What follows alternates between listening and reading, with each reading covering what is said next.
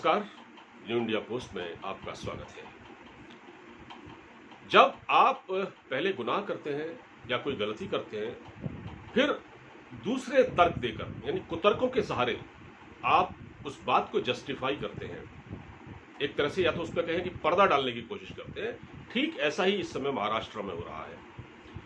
11 तारीख को शुक्रवार के दिन सुबह 11 बजे मुंबई के लोखंडवाला इलाके में एक नेवी के पूर्व रिटायर्ड अफसर जिनका नाम मदन शर्मा है, उनके घर पर कुछ शिव सैनिकों ने हमला किया।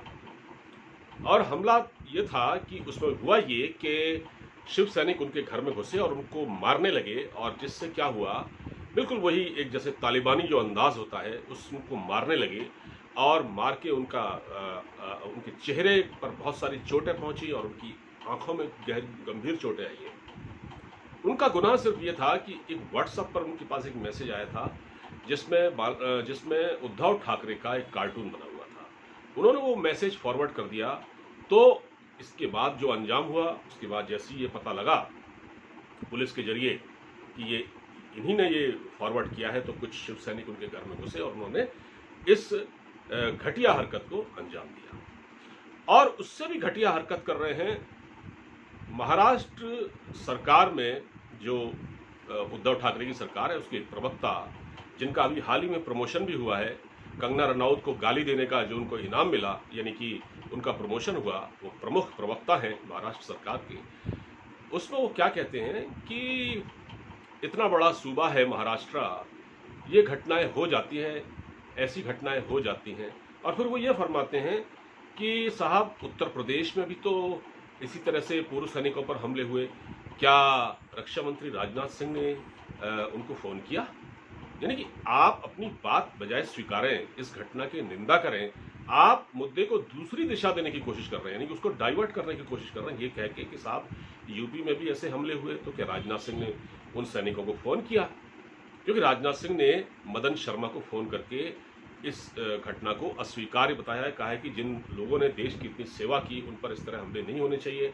और खुद मदन शर्मा ने ये बात कही कि मैंने कंगना रनौत के समर्थन में बात की थी, शायद इसलिए ये मेरे ऊपर हमला हुआ है, और मैंने ये फॉरवर्ड किया, मेरे पास, मैंने नहीं बनाया था कार्टून, मेरे पास आया और मैंने उसको फॉरवर्ड किया था।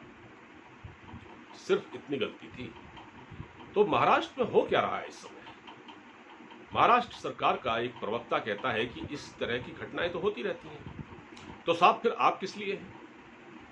आपको महाराष्ट्र की जो जनता है, जो इस वक्त कोरोना से पीड़ित है, सबसे ज्यादा केस महाराष्ट्र में है, और मुंबई में ही केवल 1.5 लाख केस मुंबई में है। आपने महाराष्ट्र की जनता को मजलूम बनाकर रखा हुआ है, पीड़ित बनाकर रखा हुआ है।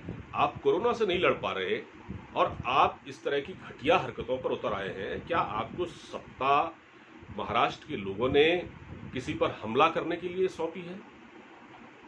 यानी आप किसी को भी चाहे घर में घुस के मारना पीटना शुरू कर दें, जो आपका शुरू से स्टाइल रहा है, ये वही स्टाइल है जो पहले था और अब भी है। तो क्या आप इसीलिए सत्ता में लाए गए हैं? आपको इसीलिए सरकार में बैठाया गया है कि आप अपनी जो राज्य की जो जनता है, खासतौर से उस पर हमले करें और एक पूर्व नेवी अफसर की पिटाई कर दें, एक अभिनेत्री को गालियां दें, उसके घर पर बुलडोजर चलवा दें? ये इसलिए आपको सत्ता सौंपी है? नहीं सौंपी। दरअसल क्या है कि महाराष्ट्र सरकार इस पूरे जब से इसने सत्ता संभाली है, ये पूरी तरह से नाकाम हुई है हर मोर्चे पर। और इनके जो एलआई हैं, जो आप जिनको देखते हैं, जो टेलीविजन पर आकर बैठते हैं, जैसे उसमें इनके एलआई कौन है? कांग्रेस, एनसीपी, राष्ट्रवादी कांग्रेस पार्टी। और इस नेवी अफसर पर जो हमला हुआ है, इस पर सब चुप है, सबके मुंह में ताले लग गए हैं, कोई नहीं बोल रहा है इनमें से। वरना जरा सी कोई दूसरी बात होती तो ये अब तक आसमान सिर पर उठा लेते। ये वो लोग हैं। देवेंद्र फडणवीस ने भी जाकर उनसे मुलाकात की और इस घटना को अस्वीकार्य बताया है, और उन्होंने भी उद्धव सरकार से, उद्धव ठाकरे से खासतौर से उनको संबोधित करते हुए ट्वीट करके कहा है कि उद्धव जी, महाराष्ट्र में ये गुंडा राज नहीं चलना चाहिए। ये कब तक चलेगा? आप इस तरह से किसी को जलील क्यों करा रहे हैं?